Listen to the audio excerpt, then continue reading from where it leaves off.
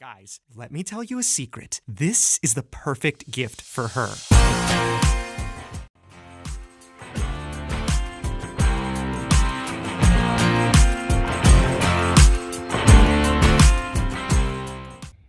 Righto, so here we are, just knocked off work and my two King's camp oven stoves arrived. I ordered the larger one and the smaller one, and I'm just going to do a quick product review on the larger one tonight. So I don't really use my outdoor patio area as much as I'd like, for the simple reason that you've got to put the fire away from the patio area or drill a hole up through the patio roof, and this is not my house, so it's all provided by work, so I can't go drilling a hole through the roof.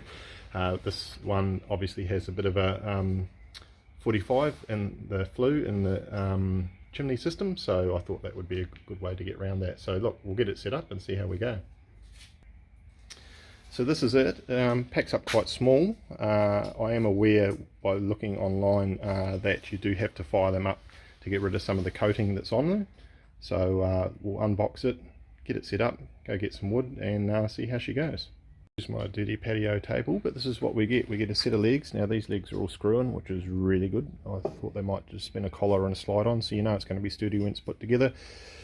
You've got your door, your hot plate, lid, and surprisingly, you know, I'm not going to knock Kings, but it's actually heavier quality than what I thought it was going to be, so that's a good start. I've got this little grate here that will keep the fire elevated a little bit and keep it burning, and also got the chimney system, and you can see it does have that coat on it. So I did watch a few things on YouTube reviews on that. People have been giving these a really good rating, most of them 5-star.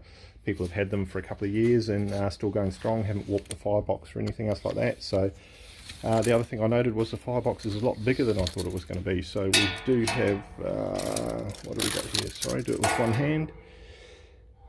We do have 500 easily for usable space, by just over 200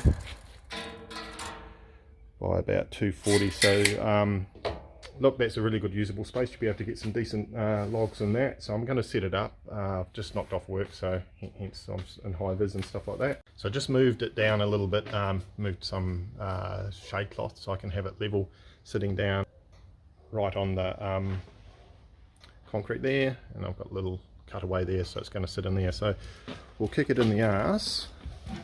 Devil! Come here, little fuck. Can I say that? I don't know if I can. Too late, I've said it. Right, so we'll see how this goes. I've just got a bit of cardboard in there, so it's probably not going to erase away. But like I said, it's actually quite a decent sized firebox. The construction's really good. Yeah, it's not, there's no real wobble or anything in that. So yeah, we'll see how this goes. I'll let you know. Right, just chucked a couple of extra cords on there just to get some heat into it. Sorry neighbours, they'll probably think I'm burning the place down, but like any of these sorts of things, they've got to be seasoned, so get it nice and hot and it should be right. But there's a surprising amount of heat coming off that, even just with the door open like that, so that's a good start already. So that's really, really good. So you have to sit around that, 3 or 4 people sit around that quite comfortably, even with those little quarts on it, so be good. I reckon, Devil Dog? Hey, this will be a good little unit. So look, it is pretty smoky, and I was warned about that. But like anything, they've got to be seasoned, right? So yeah, probably should have spoke to my neighbours before I lit it up. I didn't realise it was going to be this smoky. Righto, here we go. About 20 minutes in, and it's pretty much stopped smoking. So if you're going to do this in a metro area, season it. I would warn your neighbours, because it was a hell of a lot more smoke than I realised it was going to come out of it. So yeah, thankfully the fire brigade wasn't called. But look, surface wise, we've got enough area there for 2 large pots, or a large pot and a frying pan. Heat, what are we, metre and a half off, and yeah, plenty of heat, so there's enough heat come out of that for sort of 4 or 5 people to sit around. Rating, not having cooked on it or anything like that, and this is the first time I've used it, I'll definitely give it about a 4 out of 5. I know a lot of people that I looked on YouTube had these for a couple of years, and they said the firebox and it hadn't warped at all. So yeah, you can't really complain at $129 like I said. So righto, slight change of plans. It is Saturday afternoon and just knocked off work.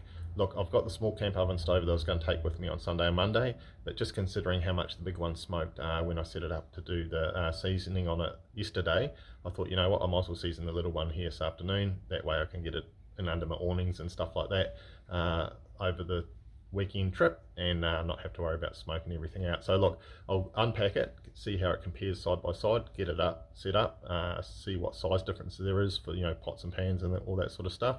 Get it seasoned, and we'll pack it down, and we'll take it away with me on the Sunday Monday trip, and we'll use it out there, and that way I can get it, like I said, right in under the awnings and stuff like that without having to worry about it smoking out my campsite while the seasoning process is occurring. So look, we'll do it the unbox and see how they compare side by side.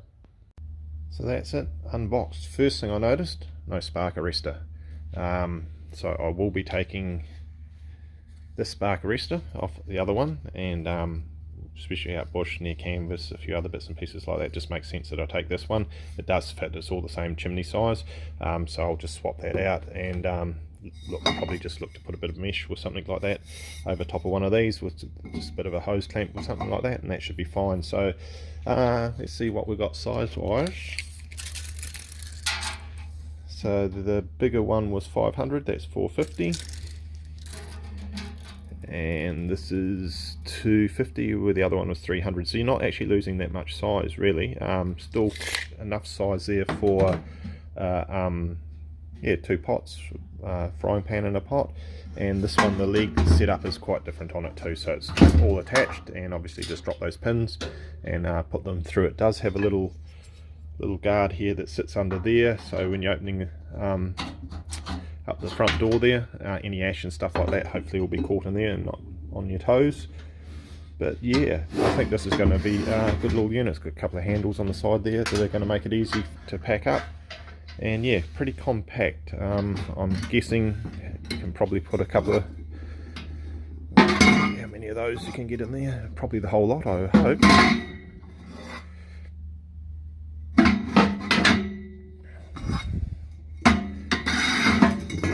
Staying behind, you can come with me.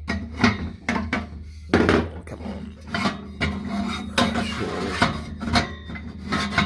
surely, there you go.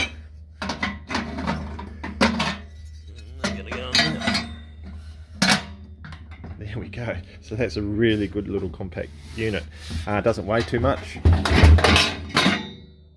Yeah, a little canvas bag or something on that, or just a tough box would probably be better.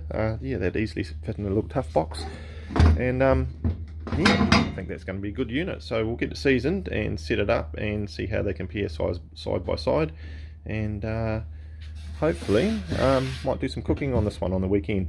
Go from there. And there we have it. Both of them set up side by side. Sorry for the shadows, it's just that time of day. Only real difference is the height, and obviously the big one's probably got about a 30% more capacity in the firebox and can probably receive bigger cords of wood, soon it's got a bigger door on it.